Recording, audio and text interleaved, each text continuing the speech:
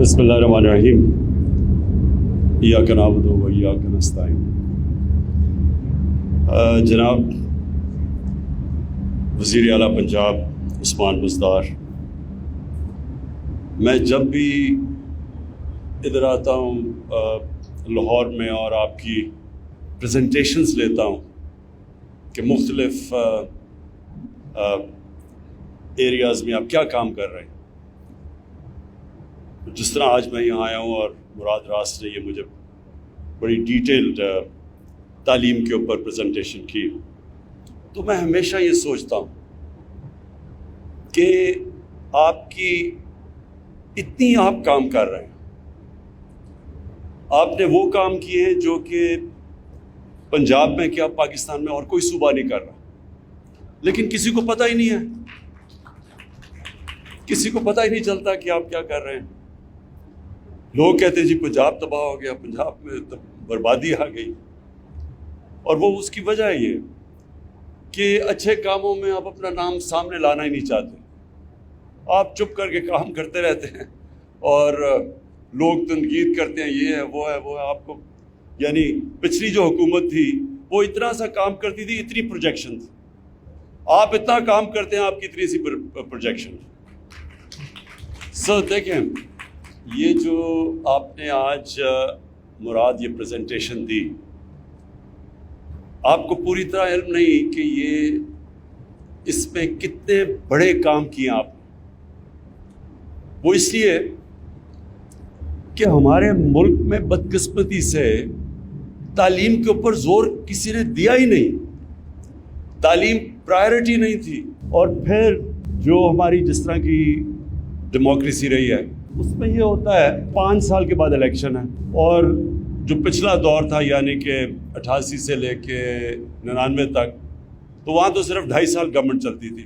جو بھی پاور میں آتا تھا وہ یہ سوچتا تھا کہ میں وہ کام کروں، اگر میں نے میٹرو بنانی ہے تو 5 سال تک کمپلیٹ ہو تاکہ میں اس کو اشتہار دے کے اور اگلی الیکشن جیت جاؤں۔ نہ اس ملک میں ڈیمز بنی۔ آج یہ آپ سوچیں کہ ہمیں سستی اور صاف بجلی مل سکتی تھی پاکستان میں اگر ہم صرف ڈیمز بنا دیتے، پانی کے اوپر بجلی بنا دیتے، جو کہ بنائی گئی۔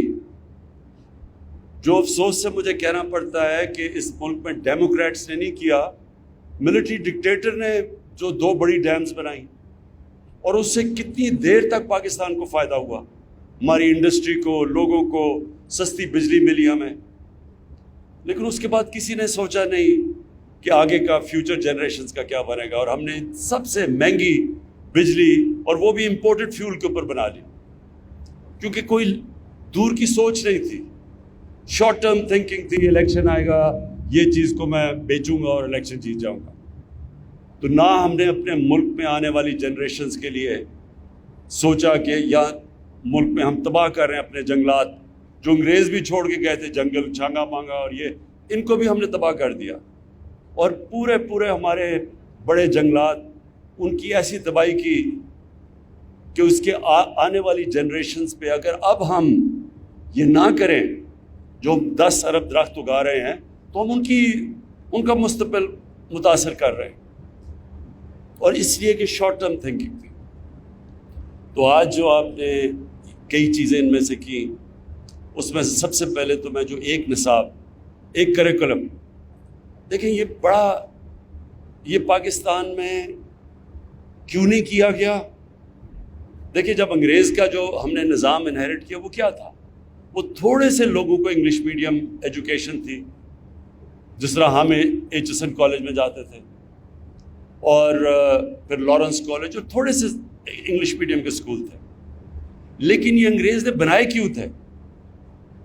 اگر آپ لارڈ میکالے کی وہ اسٹیٹمنٹ میرے خیال میں آج سے 150 سال پہلے جو اس نے کہا تھا، جس نے یہ تعلیم کا نظام لے کے آیا تھا، وہ کہتا تھا کہ ہم ایک کلاس بنانا چاہتے ہیں ہندوستان میں، ایک وہ کلاس جو اس کا رنگ تو وہ ہو تو ہندوستانی، لیکن وہ ہماری طرح سوچے، اس کے سارے ایٹیٹیوڈ ہمارے ہوں، اور اس کے ذریعے ہم اتنے بڑے صغیر کے اوپر حکومت کریں۔ تو وہ جن کو براؤن صاحب کہتے ہیں، وہ بنائے انہوں نے ایک خاص تعلیمی نظام سے۔ ہم جب ایچسن کالج سے نکلے تو جب میں انگلینڈ گیا ایچ کالج کے بعد تو مجھے ایسے لگا کہ مجھے ایک انگلش پبلک اسکول بوائے بنایا گیا ہے، پاکستانی نہیں بنایا گیا. میرے اپنے کلچر سے بھی دور کیا گیا اس تعلیم کے نظام نے، میرے دین سے بھی دور کیا گیا. اور یہ صرف یہاں ہی نہیں تھا، جدھر جدھر انگریز نے حکومت کی، سنگاپور کے اندر انہوں نے چائنیز بھی میڈیم اور انگلش میڈیم کر دیا. جدھر بھی وہ گئے انہوں نے ایک انگلش میڈیم چھوٹی سی کلاس کے لیے، باقی دوسروں کے لیے، عوام کے لیے. اب اصولاً تو جب ہم آزاد ہوئے تھے تو ہمیں سب سے پہلے اپنا تعلیم کا نظام ٹھیک کرنا چاہیے تھا. ہمیں ایک سنتھسائز، ایک ہی سلیبس لانا چاہیے تھا، ایک ہی کریکولم، تاکہ ایک قوم بنتی. اس کے بجائے تین طرف نکل گئے. ایک طرف دینی مدرسے چلے گئے، ایک طرف اردو میڈیم اور چھوٹی سی کلاس کے لیے انگلش میڈیم. اور انگلش میڈیم بھی اس طرح تعلیم ایوالو ہوئی کہ وہ تعلیم کے اوپر کم زور تھا، دیسی ولایتی بنانے کا زیادہ زور تھا. طور طریقے سارے وہ لے لیے، ایٹیٹیوڈز وہ لے لی، ذہنی غلامی لے لی دوسرے کلچر کی. اور جو دیکھیں ایک جو ملک اور یا ایک انسان جو چیز بکتی ہے دنیا میں وہ ہوتی ہے اوریجنل تھاٹ. جب آپ کسی اور کلچر کی ذہنی غلام بن جاتے ہیں تو آپ اچھے غلام بن سکتے ہیں، آپ بڑا کام نہیں کر سکتے. غلام صرف اچھا غلام بن سکتا ہے. جو ہونا چاہیے تھا کہ ہمیں جو بھی تعلیم میں اگر آگے نکل گیا، ہمارے سے مغرب کہاں سے پہنچ گیا تعلیم میں، تو ہمیں ایک اسٹوڈنٹ پروفیسر کی ریلیشن شپ رکھنی چاہیے تھی. ہمارا تعلق ہونا چاہیے تھا ایک اسٹوڈنٹ اور پروفیسر کا، کیونکہ اسٹوڈنٹ پروفیسر سے آگے نکل جاتا ہے، غلام ہی رہتا ہے، اچھا غلام بن جاتا ہے. اور یہ جو ذہنی غلامی تھی یہ ہمیں اس انگلش میڈیم ایجوکیشن نے لے کے آیا. اور آج بھی لوگ کہتے ہیں جی، جب یہ آپ کہتے ہیں نا ایک کریکولم، تو وہ کہتے ہیں جی دیکھیں یہ تو پیچھے لے کے جا رہے ہیں. کیا چائنا کے اندر کتنے کریکولم ہیں؟ کوئی ملک جاپان میں کتنے ہیں؟ فرانس میں کتنے ہیں؟ جو بھی ملک آج اوپر جا رہے ہیں وہ ایک نیشن بناتے ہیں، ایک کریکولم. اور یہ کیوں نہیں ہوا؟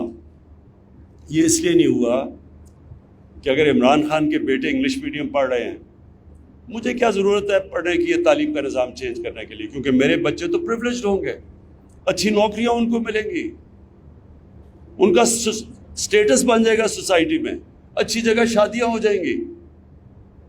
تو اس لیے بجائے انگریز کا جو سسٹم چینج کرتے ہم نے اس کو اور بڑا کر دیا. تھوڑے سے انگلش میڈیم اسکول تھے اور زیادہ بڑے بن گئے. سب سے آسان آج اگر آپ نے پیسہ بنانا ہے، ایک انگلش میڈیم کا کوئی نام رکھ دے، آکسفورڈ، کیمبرج وغیرہ، اس کا اسکول کر کے اچھا ایک انگلش میڈیم اسکول بنا دے، آرام سے آپ پیسے بنا سکتے ہیں. اور ہماری گورنمنٹ کی کوتاہی یہ تھی کہ ہم نے اپنا گورنمنٹ ایجوکیشن سسٹم کو نہیں ہم نے ڈیولپ کیا. اور اس سے اگر آج ہم دنیا کا ایک وقت پہ تیزی سے آگے جا رہے تھے، آپ کو پتہ ہونا چاہیے کہ 50 سال پہلے پاکستان وہ ملک بڑی تیزی سے اوپر جا رہا تھا. ساؤتھ کوریا پاکستان آیا تھا، انہوں نے ہماری ماڈل اسٹڈی کیا تھا، ملیشیا آیا تھا. ہم دنیا کے اندر اگر ہمارا پریزیڈنٹ باہر گیا امریکہ، تو اگر امریکن پریزیڈنٹ اس کو ایئرپورٹ پہ لینے آیا تو کوئی حیثیت ہوگی نا ملک کی. تو وہ آہستہ آہستہ ہمارا ملک نیچے آنا شروع ہوا. اور اس میں بہت بڑی وجہ ہمارا تعلیم کا نظام تھا. ہم نے صرف ایلیٹسٹ سسٹم بنا دیا، تھوڑے سے ایلیٹ کے لیے اچھی تعلیم، اور باقیوں کو جو باقیوں کا سسٹم تھا. یہ بھی میں آپ کو بتا دوں، گورنمنٹ سکولز میں جب ہم بڑے ہو رہے تھے تو بہترین پاکستان کا انٹلیکچوئل گورنمنٹ سکول سے نکلتا تھا. گورنمنٹ سکول میں اسٹینڈرڈ اس سے بہت بہتر ہوتی تھی. آہستہ آہستہ گورنمنٹ سکول نیچے جانے شروع ہو گئے. گورنمنٹ سکول کے اچھے ٹیچرز نے پرائیویٹ سکول کھولے یا پرائیویٹ سکولوں میں چلے گئے، تو گورنمنٹ سکول سسٹم نیچے چلا گیا.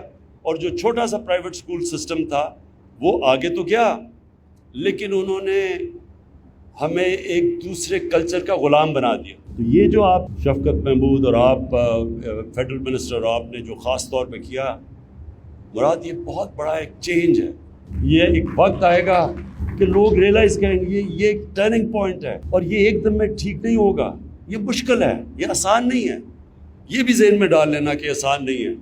کہیں گے جی ٹیچرز نہیں ملتے انگریزی کے، کیونکہ سر بجائے یہ کہ تھوڑے سے لوگوں کو انگریزی پڑھائیں، سب کو انگریزی پڑھائیں، تو ساروں کو پڑھائیں. کیونکہ اگر انگریزی سے ہائر ایجوکیشن میں آپ نے سیکھنا ہے تو سب انگریزی پڑھیں، لیکن انگریزی ایک اسٹیٹس سمبل نہ بنے.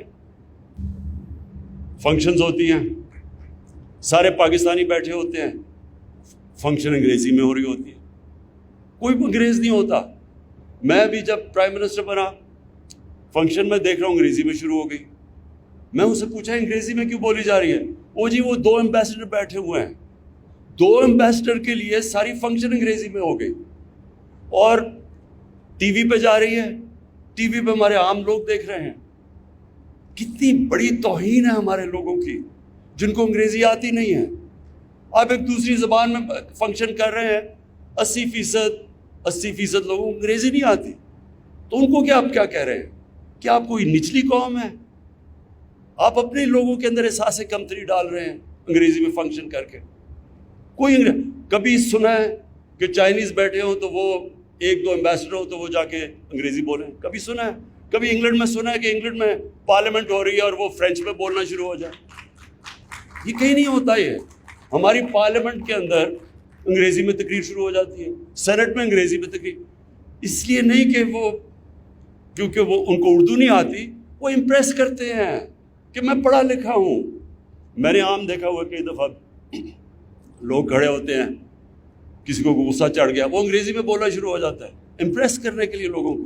یہ اسٹیٹس سمبل انگریزی نہیں ہونا چاہیے، صرف ایک ہائر ایجوکیشن کے لیے زبان ہونی چاہیے. اور یہ جو آپ نے شروعات کی ہے کہ سب کو ہم اپنے لوگوں کو ایک کریکولم دیں گے، یہ پاکستان کی تاریخ میں بہت بڑی آپ نے موو کی ہے، جو آنے والے ٹائم میں آہستہ آہستہ آپ کو پتہ چلے گا کہ اس کا کتنا بڑا امپیکٹ پڑے گا ہماری سوسائٹی میں. اور ساروں کو ہم کیوں نہ سب کو موقع دیں انگریزی سیکھنے کا. اور بچے بڑی جلدی زبان سیکھ جاتے ہیں. سوئٹزرلینڈ کے اندر 4 زبانیں بچے بولتے ہیں، عام یورپ میں 2 زبانیں بولتے ہیں. ہم کیوں نہیں بولتے؟ بچے بڑی جلدی سیکھتے ہیں. تو ہم ان کو موقع بھی دیں. بچوں کو ہمیشہ اپنی زبان میں پڑھانا چاہیے، کیونکہ ساری ایجوکیشن کے اندر جتنی بھی ریسرچ ہے وہ ثابت کرتی ہے کہ سب سے تیزی سے بچہ اپنی زبان میں سیکھتا ہے. اور دوسری چیز، اور یہ بھی مجھے بڑی مراد آپ نے ٹیکنالوجی کا جو استعمال کیا، یہ اس سے بڑی چیزیں سالو ہو جاتی ہیں. دیکھیں ٹیکنالوجی ایک اب اس طرح آئی ہے، یہ جو آپ نے ساری چیزیں بتائیں کہ پوسٹنگ ٹرانسفر پہ پیسے چل رہے ہیں اور جتنی بھی یہ مارکنگ کے اوپر بھی، تو ٹیکنالوجی سے ہم اس ملک میں بدقسمتی سے کرپشن نیچے تک پہنچ گئی ہے. لوگ عادی ہو گئے ہیں کرپشن کے، اور اس کا طریقہ ہی اب یہ ٹیکنالوجی ہے. ہم FBR کے اندر کوشش کر رہے ہیں. 3 سال سے مجھے وہ ہر باری 6 مہینے اور 6 مہینے کہتے رہتے ہیں کہ FBR کو آٹومیٹ کریں، آٹومیشن لے کے آئیں. اور جیسی آٹومیشن آتی جائے گی، جب اس کا جو ٹیکس کلیکٹر اور جو شہری ہے اس کے اندر آپ رابطہ ختم کرتے جائیں گے، کرپشن نیچے آ جائے گی. اور اسی طرح جس طرح ہم نے شوکت خانم ہے، ہم نے آج سے 20 سال پہلے شوکت خانم کے اندر سب کچھ کمپیوٹرائز کر دیا، اپنا سافٹ ویئر ڈیولپ کیا، بالکل پیپر لیس ہو گیا شوکت خانہ. اس کا نتیجہ کیا؟ کرپشن ہو ہی نہیں سکتی. جب اب سب چیز آپ کی کمپیوٹرائز ہو جاتی ہے، پیپر لیس ہو جاتا ہے، کرپشن ہم نے اب اپنی کیبنٹ میں کر دیا. پہلے اتنے کاغذ پڑے ہوتے تھے کیبنٹ میٹنگ میں، اب ہماری ساری پیپر لیس ہو گیا. ہم نے اپنی کیبنٹ کو ای گورننس پہ لے آئے. تو یہ جو آپ نے کیا مراد، اس سے بہت فرق پڑے گا. یہ جو آپ نے بالکل ٹھیک کہا کہ پوسٹنگ ٹرانسفر میں پیسہ دینا، اور خاص طور پہ جو ہماری فیمیل ٹیچرز ہیں ان کے لیے بالکل آپ نے ان کی زندگی آپ نے آسان کر دی. یہ بھی بڑا پازیٹیو سٹیپ ہے. جو سیکنڈ چیز کے اوپر میں بات کرنا چاہتا ہوں وہ ہے سیرت نبی. ٹیکنالوجی اتنی تیزی سے ایڈوانس کر رہی ہے دنیا میں، جس ریٹ پہ اب ٹیکنالوجی ایڈوانس کر رہی ہے انسانی تاریخ پہ کبھی ایسے نہیں ایڈوانس کیا. تو ٹیکنالوجی کے اوپر تو ہم نے اپنی بچوں کو لے کے آنا ہے. اور بچے اب موبائل فون کی وجہ سے بڑی جلدی ٹیکنالوجی سیوی ہو جاتے ہیں. لیکن جو اس کے ساتھ ساتھ اپنے بچوں کو ہم نے جو تربیت دینی ہے یہ بہت ضروری ہے. یہ جو مینار پاکستان میں جو میں نے دیکھا، شرم آئی، تکلیف ہوئی کہ ہم کبھی ایسے تصور نہیں کوئی کر سکتا تھا جب میں بڑا ہو رہا تھا کہ اس طرح کی حرکتیں ہوں گی۔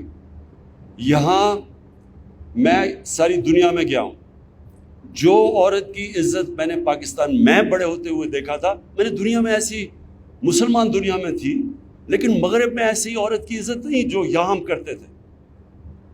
تو جو ہم یہ دیکھ رہے ہیں تباہی، اس کی ایک بہت بڑی وجہ یہ ہے کہ ہمارے بچوں کی تربیت نہیں کی جا رہی صحیح طرح۔ یہ ہمارے نہ دین کا حصہ ہے نہ ہمارے کلچر کا حصہ ہے۔ جو حرکتیں اب ہو رہی ہیں، جو سیکس کرائم بڑھتی جا رہی ہے پاکستان میں، جو بدقسمتی سے موبائل فون کی جو نیگیٹو سائیڈ ہے، اس سے جو چیزیں بچوں کو اب موبائل فون پہ نظر آ رہی ہیں، انسانی تاریخ میں بچوں کا یہ ایکسپوجر نہیں تھا۔ اس لیے بہت ضروری ہے کہ ہم ساتھ ساتھ اپنے بچوں کی تربیت کریں، اور تربیت کرنے کا ایک ہی طریقہ ہے کہ ان کو اپنے نبی صلی اللہ علیہ وسلم کی زندگی سے آگاہ کریں۔ وہ دنیا میں سب سے عظیم انسان تھے، نہ کوئی آیا ہے نہ کبھی آئے گا۔ تو جب آپ ان کو ان کی زندگی سے بچوں کو صحیح معنی میں، اسٹوڈنٹس کو بتاتے ہیں کہ وہ ایک عظیم انسان کیسے بنے۔ کوئی دنیا میں جو بھی سکسیسفل لوگ جن کو ہمارے بچے فالو کرتے ہیں، میں عام دیکھتا تھا ایک وقت بل گیٹس یا اسٹیو جابز یا اور بڑے نام جو کامیاب، ایک وقت ڈونلڈ ٹرمپ کی کتاب یہ پڑھا کرتے تھے، میں آج سے 30 سال کی پہلے کی بات کر رہا ہوں۔ تو جو کامیاب لوگ ہوتے ہیں ان کو لوگ پڑھتے ہیں کہ ہم ان کی کامیابی کا راز کیا ہے۔ تو دنیا کی تاریخ میں تو کوئی اتنا کامیاب انسان نہیں آیا جتنے نبی صلی اللہ علیہ وسلم تھے، اور اسی لیے قرآن میں حکم دیا گیا کہ ان کی زندگی سے سیکھو، ہماری بہتری کے لیے۔ اللہ تو بے نیاز ہے، وہ جو حکم کرتا ہے قرآن میں وہ ہماری بہتری کے لیے ہے۔ تو ہم جب تک اپنے بچوں کو پوری ان کی زندگی سے آگاہ نہیں کریں گے، کدھر سے وہ کدھر گئے، کیسے انہوں نے دنیا میں تاریخ میں سب سے بڑا انقلاب لے کے آئے، وہ کیا کوالٹیز تھی انہوں میں، وہ صادق اور امین تھے، اور آج تک کوئی بڑا لیڈر بنا ہی نہیں جو صادق اور امین نہ ہو۔ بڑے بڑے پرائم منسٹرز آئے اور بڑے بڑے پولیٹیشنز آئے، لیکن جو اوپر پہنچے، جس کی دنیا عزت کرتی ہے، وہ ہمیشہ اس کی بنیاد ان کی کوالٹی صادق اور امین میں رکھی ہوتی ہے۔ قائد اعظم کے مخالف بھی کہتے تھے صادق اور امین ہے۔ نیلسن منڈیلا ہماری زندگی، ہمارے دور کا سب سے بڑا لیڈر، سب اس کو کہتے تھے صادق اور امین، اس کے مخالف بھی کہتے تھے۔ کبھی بھی لیڈرشپ اس کے بغیر نہیں ہوتی جو امانت دار نہ ہو اور جو سچا آدمی نہ ہو۔ تو وہ جو ان کی کوالٹیز ہیں، جس نے ان کو ایک انسان کو اتنا عظیم انسان بنا دیا اور دنیا کا نقشہ بدل دیا، وہ ہمارے بچوں کو ان کوالٹیز کا پتہ چلنا چاہیے۔ تو ساتھ ساتھ ہم ٹیکنالوجی بھی سمجھائیں ان کو لیٹسٹ، ساتھ ساتھ ان کو 8، 9، 10 پہ جو ہے یہ ہم نے فیصلہ کیا ہے، یہ بھی آپ نے اتنا انفورس کرنا ہے جتنا ایک کریکولم کرنا ہے۔ یہ دونوں چیزیں آپ نے اسکولوں میں انفورس کرنی ہے۔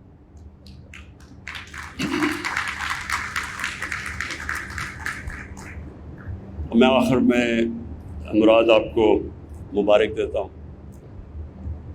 جو مجھے آپ میں چیز پسند ہے وہ یہ کہ آپ میں اس سبجیکٹ کا جنون ہے۔ پیشن کے بغیر کوئی انسان بڑا کام بھی نہیں کرتا۔ اگر کھلاڑی بھی ہے تو ایک میں ٹیلنٹ زیادہ ہے، ایک میں پیشن زیادہ ہے۔ جس میں پیشن ہے وہ کھلاڑی کو شکست دے دے گا، جس میں ٹیلنٹ زیادہ ہے۔ جو پیشن ہے اس کی وجہ سے لوگ بڑے کام کرتے ہیں۔ اور آپ نے، میں نے جو دیکھا آپ میں پیشن اپنی اس منسٹری کے لیے، تو جب ہم پیشن دیکھتے ہیں چیف منسٹر یا پرائم منسٹر، تو ہم پھر اس منسٹری کو بیک بھی کرتے ہیں، کیونکہ نظر آتا ہے کہ وہ دل سے کام کر رہا ہے۔ یہ بڑا امپورٹنٹ کام ہے۔ مراد، اگر آپ نے یہ کامیابی سے اسی طرح اگلے 2 سال آپ کے ہیں، پہلے 2 سال سیکھنے میں لگ جاتا ہے، آپ کے پاس 2 سال اب ہیں، اس میں اگر آپ نے یہ جو چیزیں مجھے آپ نے بتائی ہیں اور یہ جو ٹارگٹ سیٹ کیے ہیں، تو اگر آپ اسی طرح چلتے گئے اور گورنمنٹ سکولز کا سٹینڈرڈ آپ نے اٹھا دیا، دیکھیں گورنمنٹ سکول اس لیے امپورٹنٹ ہے، عام آدمی گورنمنٹ سکولوں میں جاتا ہے، پرائیویٹ سکول سسٹم میں پیسے ہیں تو آپ جاتے ہیں، پرائیویٹ سکول بائی دا وے بڑا زبردست کام کر رہے ہیں، لیکن پیسے ہیں تو پرائیویٹ سکول پہ جائے گا، لیکن جو اصل پاکستان کے اندر جو ہمارا ٹیلنٹ بیٹھا ہوا ہے عوام کے اندر، وہ گورنمنٹ سکولز میں آتا ہے۔ میں آپ کو صرف آخر میں یہ صرف نمل یونیورسٹی کا بتا دوں کہ نمل یونیورسٹی کی افیلیشن تھی بریڈفورڈ یونیورسٹی سے، ڈگریز ملتی تھی بریڈفورڈ یونیورسٹی کی۔ نمل یونیورسٹیز میں تقریباً 75 سے 80% لوگ اردو میڈیم کے تھے۔ پہلے ہم ان کو انگریزی پڑھاتے تھے، 6 مہینے انگریزی کا فاؤنڈیشن کورس کرتے تھے، سارے بچے 92% اسکالرشپ پہ تھے، افورڈ نہیں کر سکتے تھے اچھی تعلیم۔ آپ حیران ہوں گے کہ ادھر سے بچوں میں اتنی ڈرائیو تھی، اتنا جنون تھا پڑھنے کے لیے کہ اردو میڈیم سے پہلے انگریزی سیکھی، پھر بریڈفورڈ کی یونیورسٹی کی ڈگری کی، اور بریڈفورڈ کے اندر 8-9% بچوں کو فرسٹ ڈویژنز ملتی ہیں۔ یہاں سے نمل میں بریڈفورڈ کی یونیورسٹی 55% بچے فرسٹ ڈویژنز لیتے تھے بریڈفورڈ کی، میننگ کہ ان کے اندر اتنی ڈرائیو تھی، انرجی تھی، ان کے اندر بھوک اتنی زیادہ تھی ایکسل کرنے کے لیے۔ اس لیے ضروری ہے کہ ہم اپنے گورنمنٹ سکولز میں کوالٹی ایجوکیشن